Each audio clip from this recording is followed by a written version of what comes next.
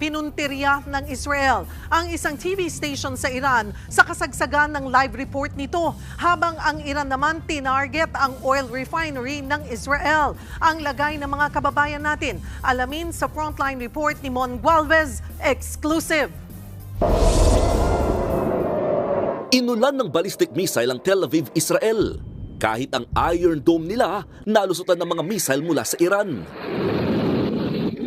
Sa pool ang lungsod ng Petah Tikva. Napasabog din ito ang oil refinery plant sa Haifa. Gumanti naman ng Israel at tinira rin ng Iran. Sa kasagsagan nga ng live report ng Iran state media, biglang tinamaan ng airstrike ang TV station. Nagmadaling umalis ang anchor sa takot. Sa isa pang video, kitang nasunog ang TV station. Bukod dyan, tinarget din ng Israel ang mga abalang kalsada ng Iran.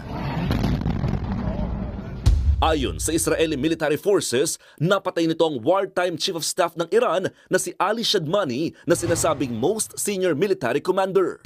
Wala pang pahayag ang Iran. Dahil sa palitan ng missile, marami ang nag-aal sa balutan sa Iran at Israel, kabilang sa mga apektado ang ilang Pinoy. Sa eksklusibong video na ibinahagi sa News 5 ng OFW sa Israel na si Gwen Igne, ipinakita niya ang sitwasyon ng kanyang inaalagang Israeli. Hindi na sila nakababa sa bomb shelter dahil sa sunod-sunod na ballistic missile attack. Ay, Diyos ko po. Ay, Diyos ko po. Ang caregiver na si Cheryl Gutierrez nakarating naman sa bomb shelter. Nabulaga kami past 8. Ayun, nag-alarm na yung mga cellphone namin. So, talagang yung ano mo, hindi mo alam kung paano ka babangon. Yung mga kasama kong iba po dito, nagba-blackout nga po.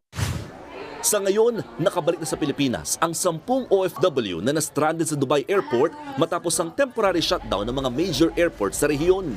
Nakauwi na rin ang naunang 18 OFW na na-stranded at may 17 pa raw na uuwi ng bansa. Tutulungan sila ng DMW at OWA. Aabot sa 150 na Pinoy ang gustong ma-repatriate mula sa Israel habang isa naman sa Iran. Sa ngayon, nagpapagaling na ang 7 sugatang Pinoy sa Israel kabilang ang 2 kritikal. Nanawagan naman ng DMW sa mga OFW sa Middle East na magdoble ingat lalo't nakataas sa Alert Level 2 o Restriction Phase doon. Maaaring tumawag sa Hotline 1348 para sa mga hihingi ng tulong. Nagbabalita mula sa Frontline, Mon Gualvez, News 5.